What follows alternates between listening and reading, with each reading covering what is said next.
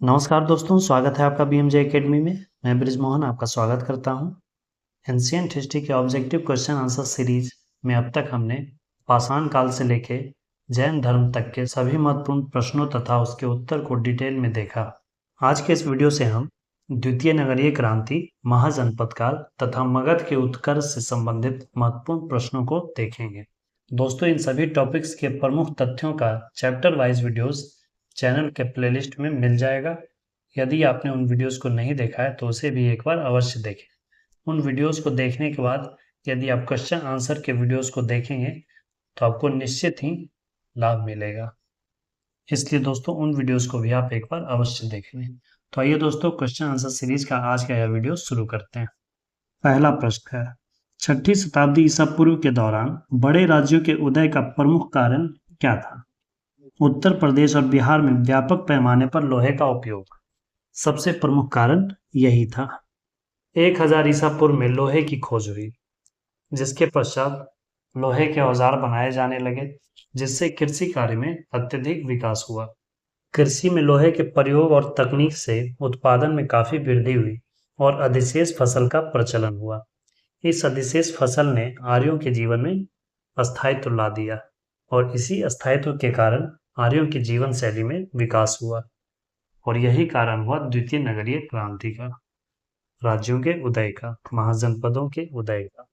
अगला प्रश्न है, वज्जी संघ के विरुद्ध मगध राज्य के किस शासक ने पहली बार रथमूलक, एक ऐसा रथ जिसमें गदा जैसा हथियार जुड़ा था, तथा महाशिला कंटक, पत्थर फेंकने वाला एक युद्ध यंत्र नामक गुप्त हथियारों का प्रयोग किया? इसका प्रयोग सर्वप्रथम किया था हर्यक वंश के शासक अजातशत्रु ने। अजातशत्रु, जिसका दूसरा नाम कुनिक था, वह बिंबिसार और चेल्लना का पुत्र था। चेल्लना लिच्छवी के राजा चेटक की पुत्री थी। 6ठी शताब्दी ईसा पूर्व के 16 महाजनपदों के विषय में निम्नलिखित में से किस बौद्ध ग्रंथ में सूचना मिलती है? बौद्ध ग्रंथ के अंगुत्तर निकाय में 6वीं शताब्दी ईसा पूर्व में शासन करने वाले 16 महाजनपदों का उल्लेख मिलता है और इसके अलावा जैन धर्म के भगवती सूत्र में भी 16 महाजनपदों का उल्लेख मिलता है। नंद वंश के पश्चात मगध पर किस राजवंश ने शासन किया? चंद्रगुप्त मौर्य ने नंद वंश के अंतिम शासक धनानंद को पराजित करके मौर्य वंश की स्थापना की थी। इसका उत्तर मौर्य वंश हो जाएगा। सबसे पहले हर्यक वंश, हर्यक वंश के बाद शिशुनाग वंश, शिशुनाग वंश के बाद नंद वंश और नंद वंश के बाद मौर्य वंश। निम्नलिखित में से कौन सा ईसा पूर्व 6ठी शताब्दी में प्रारंभ में भारत का सर्वाधिक शक्तिशाली नगर था? सबसे शक्तिशाली राज्य महाजनपद मगध था। 16 महाजनपदों में मगध महाजनपद सबसे शक्तिशाली राज्य बना। निम्न में से किन ग्रंथों में प्राचीन भारत के 16 महाजनपदों की सूची मिलती है? बौद्ध धर्म के अंगुत्तर निकाय और जैन धर्म का भगवती सूत्र। इन दोनों से हमें भारत के 16 महाजनपदों की जानकारी मिलती है। तो इसका उत्तर 2 और 4 होगा। महाजनपद और उसकी राजधानी का मिलान करना है। कुरु की राजधानी थी इंद्रप्रस्थ, पांचाल की राजधानी थी अहिच्छत्र, कौशल की उत्तरी राजधानी थी श्रावस्ती और दक्षिणी कौशल की राजधानी थी साकेत और वत्स की राजधानी थी कौशाम्बी। तो इस तरह उत्तर हो जाएगा 4, 3, 1, 2, ऑप्शन बी। 6ठी शताब्दी ईसा पूर्व का मत्स्य महाजनपद कहाँ स्थित था? मत्स्य जनपद की राजधानी विराटनगर थी। यह वर्तमान राजस्थान के क्षेत्र में स्थित था। निम्न में से कौन सा युग उपयुक्त जोड़ी है? शासक और उसके वंश की जोड़ी दी गई है। इसमें से सही है चेटक लिच्छवी। लिच्छवी गणराज्य के शासक चेटक, यह जोड़ी सही है। चंपा किस महाजनपद की राजधानी थी?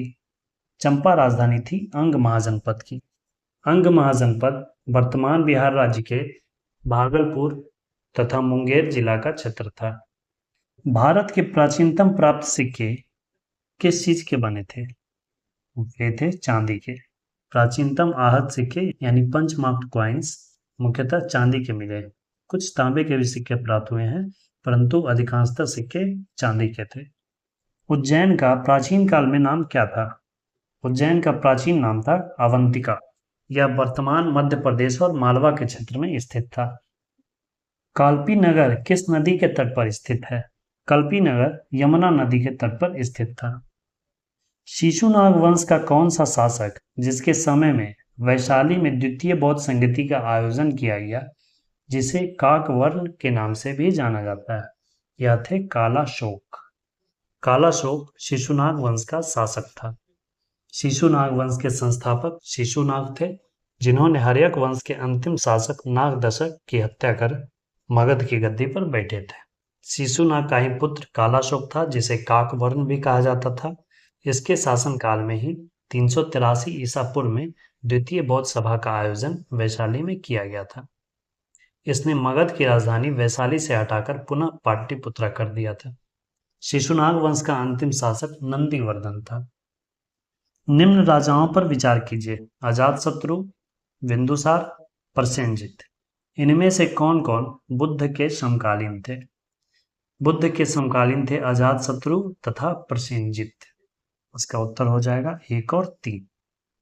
अजातशत्रु ने ही गौतम बुद्ध के महापरिनिर्वाण के बाद प्रथम बौद्ध सभा का आयोजन 483 ईसा पूर्व में करवाया था, और प्रसेनजित इसी के समकालीन कौशल महाजनपद के राजा थे। पाटलिपुत्रा के संस्थापक कौन थे?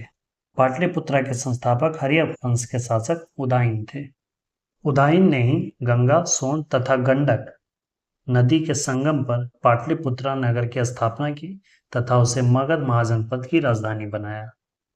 अभिलेखीय साक्ष्य से प्रकट होता है कि नंद राजा के आदेश से एक नहर खुदवाई गई थी। कहाँ? यह नहर खुदवाई गई थी कलिंग में। नंद वंश के संस्थापक महापद्मनंद ने शिशुनाग वंश के अंतिम शासक नंदीवर्धन को पराजित कर मगध की गद्दी पर बैठा। महापद्मनंद को परशुराम का दूसरा अवतार भार्गव भी कहा गया है। महापद्मनंद ने कलिंग पर विजय प्राप्त किया और वहां जैन धर्म की जिनसन की मूर्ति को मगध ले आया। इसने ही कलिंग में सिंचाई के लिए एक नहर खुदवाया, जिसकी जानकारी खारवेल के हाथी गुफा अभिलेख से मिलता है। ईसा पूर्व 6ठी शताब्दी में विश्व की प्रथम गणतंत्रात्मक व्यवस्था कहाँ थी? कई प्रतियोगी परीक्षाओं में यह प्रश्न कई बार पूछा गया है। इसका उत्तर आप कमेंट करके बताएं। निम्न मगध राजवंशों को काल क्रमानुसार व्यवस्थित करें। मगध राजवंशों के क्रम में सबसे पहले है हर्यक वंश।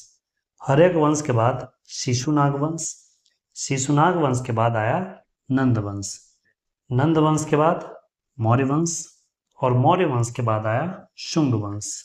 इस तरह उत्तर हो जाएगा 4, 1, 3, 2, ऑप्शन बी। मगध के किस प्रारंभिक शासक ने राज्यारोहण के लिए अपने पिता की हत्या की एवं स्वयं इसी कारणवश अपने पुत्र द्वारा मारा गया? यानी राजगद्दी के लिए अपने पिता की हत्या की और उसकी हत्या उसके पुत्र ने ही राजगद्दी के लिए कर दी। यह था हर्यक वंश, जिसे कि पितृहंता वंश कहा गया है। अजातशत्रु ने अपने पिता बिंबिसार की हत्या की और अजातशत्रु खुद अपने पुत्र उदायन द्वारा मारा गया। 6वीं शताब्दी ईसा पूर्व में शुक्तिमती राजधानी किसकी थी? चेदी महाजनपद, जो कि वर्तमान उत्तर प्रदेश के बुंदेलखंड का क्षेत्र था, उसकी राजधानी शुक्तिमती या शुत्थिवती थी। दोस्तों, आज के इस वीडियो में इतना ही। बाकी के प्रश्नों को हम अगले वीडियो में देखेंगे।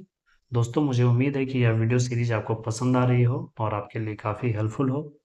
वीडियो पसंद आए तो प्लीज़ लाइक और अपने दोस्तों और स्टडी ग्रुप में शेयर करें, और चैनल पर नए हैं तो सब्सक्राइब ज़रूर करें, और वीडियो से संबंधित अपना फीडबैक ज़रूर कमेंट करें। वीडियो में अंत तक बने रहने के लिए धन्यवाद दोस्तों। जय हिंद, वंदे मातरम।